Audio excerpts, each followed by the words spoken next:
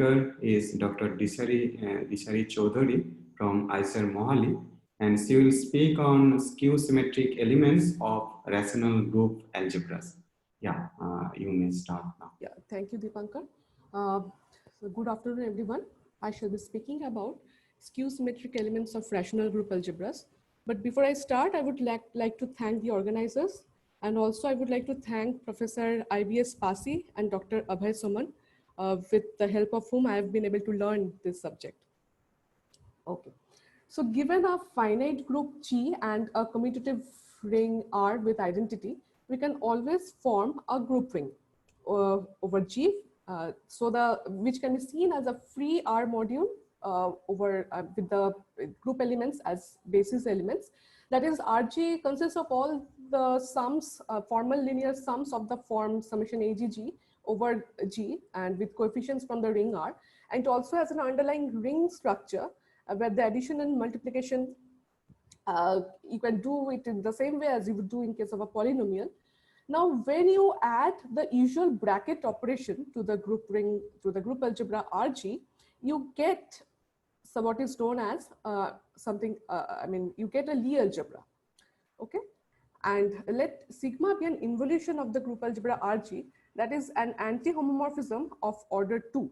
So for example, if you take the group map which takes every element of the group G to its inverse, and you extend it linearly to the whole of group algebra RG, you get an involution of the group algebra RG.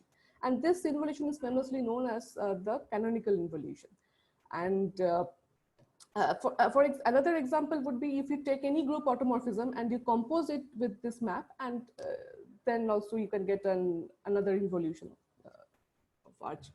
Okay, so the elements of RG of this form, elements of RG gamma, such that sigma gamma is equals to minus of gamma, are said to be the set of skew symmetric elements of RG with respect to the involution sigma, and we denote this set by RG sigma minus.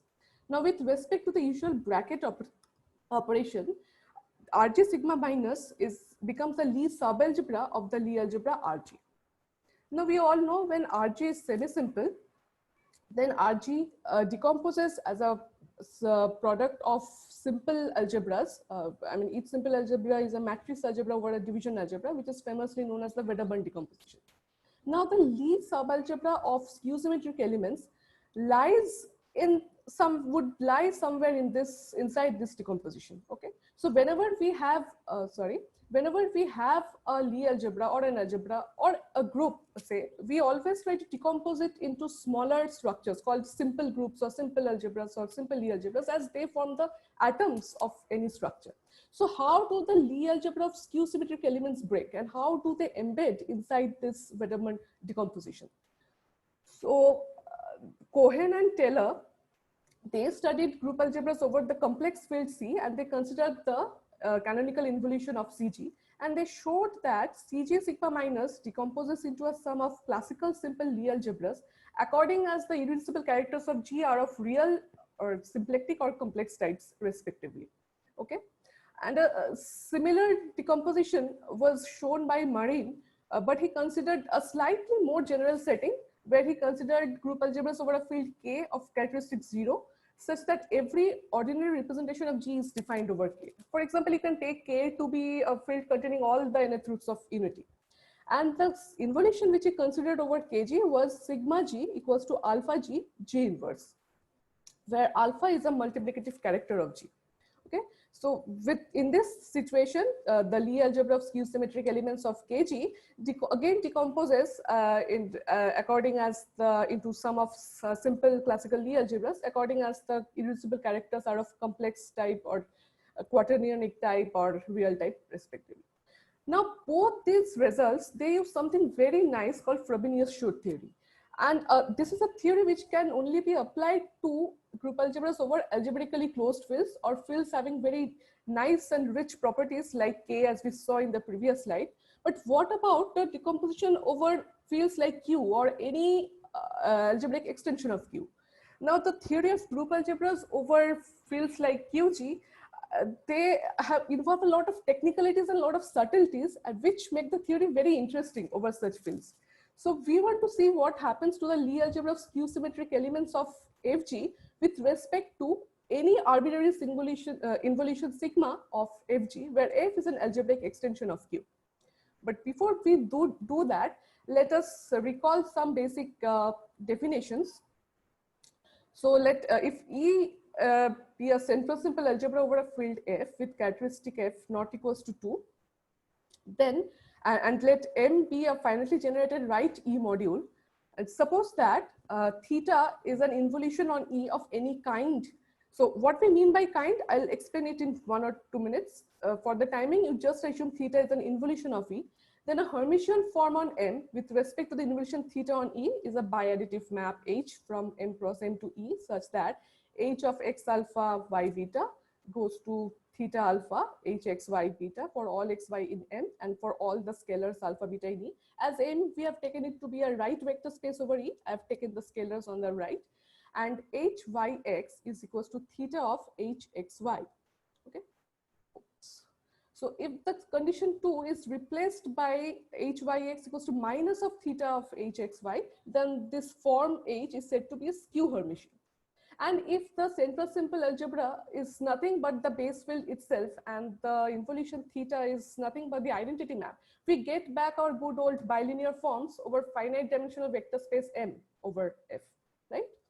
And the Hermitian or skew Hermitian form H on M is said to be non-singular or non-degenerate if the only element in X such that HXY is equal to 0 for all Y belonging to M is the 0 element.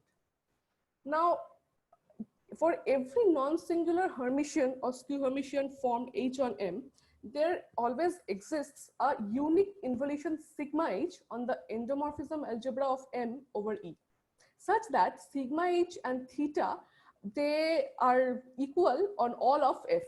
They are equal element wise on all of F, on the base field F. And also H satisfies this relation, that is H of X Fy equals to H of sigma H of F of X Y for all xy in M and for all element in the endomorphism algebra of M over E. And this unique involution theta is called the adjoint involution with respect to H. Now there's a one-to-one correspondence between non-singular Hermitian or skew Hermitian forms on M and involutions on the endomorphism algebra of M over E. Okay, so that means every involution on this endomorphism algebra of M over E can be written as an adjoint involution of a non-singular Hermitian or skew Hermitian form on M with respect to an involution on E. And also this form is uniquely determined up to a central invariant factor under the involution. Now let us look at a few more definitions before we proceed. If A is a central simple algebra over a field Z, where Z is of course its center, and it is endowed with an involution sigma, such that sigma fixes F element wise, where F you can take it to be a fixed subfield of the center Z of A. It's very easy to see that this involution sigma will preserve the center Z. Okay, then sigma, when restricted to the center Z of the central simple algebra A, will be an automorphism, which will either be the identity or of order 2. And this is easy to see because sigma, involutions are anti-homomorphisms of order 2. So when restricted to anything commutative, they become automorphisms. Okay. So involutions which leave the center element-wise invariant, that is it is the identity on the center, such involutions will be said to be of the first kind. And involutions whose restriction to the center is an automorphism of order 2 are said to be of the second kind. Now we know that any central simple algebra A has a splitting field, and the splitting field is often, you can take it to be the separable closure of the central field Z. Okay, then the A tensor, the separable closure becomes it can be written as an endomorphism algebra of some vector space V over the separable closure ZS of Z. Okay, so if you have an involution sigma of the first kind on A, then you can extend it to an involution of the first kind on A tensor ZS. So now we have an endomorphism algebra over V and some involution sigma tensor identity on it. As we have seen that such involutions are in one-to-one correspondence with non-singular forms. So that means this involution sigma tensor identity which we have got can be written as adjoint to some non-singular symmetric or skew symmetric bilinear form D on this vector space V. Now, if the non-singular bilinear form is symmetric, then the sigma, the involution which we started with on A, is said to be of orthogonal type. And if B is skew-symmetric, then the sigma, the involution on A, is said to be of symplectic type. Okay. And as a parallel terminology, involutions of the second kind are also sometimes said to be of unitary type. Okay. So let's look at some examples quickly. So if we have a quaternion division algebra D over Q and the canonical involution gamma over that algebra, that is gamma sends I to minus I and J to minus J, then gamma will be a symplectic involution of DQ. Okay? And on the same algebra, if you consider the involution sigma, which you write as sigma x equals to I gamma x I inverse, then sigma will be an orthogonal involution of DQ. Now, if you consider a quaternion division algebra D over the field Q root D for some quadratic, for some square free integer D, then the quaternion division algebra DQ root D, it decomposes, I mean, it can be written uniquely as a tensor product of D0 and Q root D, where D0 is a unique central quaternion division algebra over Q. Okay. Now, if you have iota as the non-trivial Q automorphism of QD, that is iota sends elements of the form A plus B root D to A minus B root D. And if you define the map tau as gamma tensor iota, where gamma is the canonical involution on this D naught, then tau will be an involution of second kind on this quaternion division algebra over Q root D. Okay, so these are basic examples that are, I mean, you can check it. Now, if A is a semi-simple F algebra of the form A1 cross A2, then the semi-simple algebra endowed with an involution sigma of the second kind will be isomorphic to the semi-simple algebra A1 times A1 opposite with the exchange involution. What is the exchange involution? Exchange involution is something that sends elements of the form A, B opposite to B, A opposite. Okay. So now let us get back to our group algebra FG, where F was, recall that G was a finite group and F was an algebraic extension of the rationals and sigma is any arbitrary involution of FG. Then FG with sigma decomposes into a direct product of central simple algebras with involution, or it decomposes as a direct, product of two central simple algebras with the exchange involution. But let us concentrate on the factors in the product of this form. Okay, so this decomposition it can be shown very easily in 2-3 steps actually. So let us consider a central simple algebra of this form MND endowed with an involution sigma. Now MND, where D is a division algebra, of course, it can be written as the endomorphism algebra of Dn over the division algebra D, where Dn can be seen as a right vector space over D. So you have an endomorphism algebra over Dn and an involution on it, and this is a central simple algebra, and over the center, say D, say Z, we call it Z, and that center is a finite field extension of F. Okay, this F. Now, as MND is Brouwer equivalent to D, there will exist an involution, say theta on D, which is of the same kind as sigma. So this is a well-known result by Albert. He proved it in late 1920s or 1930s. I'm not sure about the date, but yeah. So now you have an endomorphism algebra with involution. You have an involution on this base division algebra D. So because there's a one-to-one correspondence, as we have seen with a non-singular forms and such involutions, there will exist a non-singular Hermitian or skew Hermitian form H on Dn cross Dn to D with respect to theta on D, such that this sigma will be the adjoint involution of H. That is, sigma will be equal, we can write it as sigma H, and it will satisfy this relation Hx Fy equals to H of sigma H of Fx y, right? So now we can choose a non-zero linear form L from Z to F that commutes with theta restricted to Z. Okay, and we can take the reduced trace map of the central simple algebra D over Z. Okay, and you can define the map S from D to F, where S is the composition of L and the reduced trace map of D to Z. Okay, so this map is something which is called involution trace, and it has very nice properties, and those properties will help us in constructing a new non-singular Hermitian or skew Hermitian form on from Dn cross Dn to F, okay, with respect to theta on F, such that we call this new non-singular form S star H.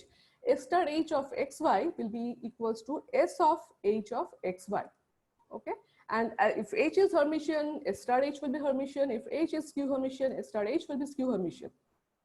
Okay, so now the important thing is to note here, that is the image of the Lie algebra of skew symmetric elements of Fg under the projection of Fg onto one of the factors M and D. It will consist of all those linear transformations in this division algebra, such that S star H Fixy plus S star H x Fiy equals to 0 for all xy belonging to T. Now, with all these observations and filling up all the minute details which I had to skip, we can get the final, the main results on Fg, which will be as follows. So if Fg is a group algebra, with all those assumptions as we have discussed earlier of a finite group G over a field F, which is an algebraic extension of Q, and sigma is an arbitrary involution of F, then there will exist an involution theta on F and a right F vector space M, which will be a left Fg module, okay? And a non-singular form or skew Hermitian form H on M cross M to F on M with respect to the involution theta on F, such that sigma can be written as the adjoint involution of H. And the Lie algebra of skew symmetric elements, it consists of all those elements in Fg such that this relation is satisfied, okay? And but how does it decompose? It decomposes into something like this. So Fg, you can write it as a direct sum of endomorphism algebras of V over division algebras D, where V are irreducible left Fg modules up to isomorphism. Okay, and because these are central simple algebras, let its center be Z and let the degree of this central simple algebra over Z be NV. Then, sorry, Fg sigma decomposes in this manner. Okay, so as you can see the analogy, this the orthogonal type, this is the symplectic type, these are the unitary type. So what is GO tilde? Of course, the orthogonal type, that is consists of those irreducible Fg modules up to isomorphism, such that sigma restricted to this endomorphism algebras over V goes to itself, and the dimension of the Lie algebra of skew symmetric elements on this central simple algebra is NV into NV minus 1 by 2, whereas G SP tilde, you can see it as symplectic type, where those irreducible modules where sigma restricted to them takes it to itself, but the dimension here is something like this, NV into NV plus 1 by 2, and NV is necessarily even, whereas the unitary type of irreducible representations, the sigma restricted to those endomorphism algebras will take it to itself or the opposite algebra, and the dimension of the central simple algebra, the Lie algebra of skew symmetric elements on that central simple algebra will be NV squared. Okay, so yeah, so it's seen. So it finally appears that the results which you have seen for complex group algebras and other nice fields will actually can be extended similarly to fields like rationals or algebraic extensions of rationals, but the theory becomes a little twisted, at the same time much more interesting too. So yeah, that's it. And these are the references which I had in, you can look at it. So yeah, thank you. Yeah, thank you. Is there any question? Yeah, I have a question. Can you hear me? Yeah. I missed the point, but you are assuming the extension to be algebraic, right? Yeah, yeah. Okay. So where are we exactly using that property? Where are we Like using the extension is algebraic? that the extension is algebraic? Yeah. We are not using the property as such, but it can be. It can be. It's a generalization of the result that it not just over Q, but over any algebraic extension. Also, the result will hold. Okay. We are not using it. Okay. So if I okay. So building on that, so if I just take, let's say, a transcendental extension of Q. Sorry, Uh, I can't hear you. Sorry. if I take a transcendental extension of Q, for example, Okay. Okay. then will the result hold true, or there will be some problems? That was Yeah, like over R or over C, the result. They're already proved, right? yeah. So you can say that, yeah, it will Okay. hold. Okay. Yeah. Any other question?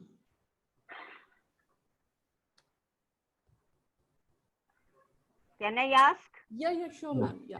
You see, there is a concept of trivolution, where Okay. instead of rho being invertible, rho square equal to identity, you Okay. take rho cube equal to rho.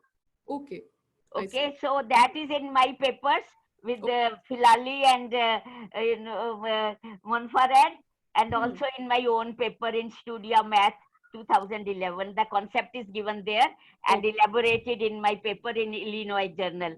Okay. And it is in a paper by Dagan. You just write Dagan and trivolutions. On page 30, definition will come. Oh, okay. And that Dagan's paper is on the concept of infinity. I see. Okay. Okay. Okay, sure. I'll definitely have a look at it. Thank you. Okay. Thank you. Very nice talk. Very Yeah, nice. thank you so much. Thank you. Thank you, ma'am, for giving this information.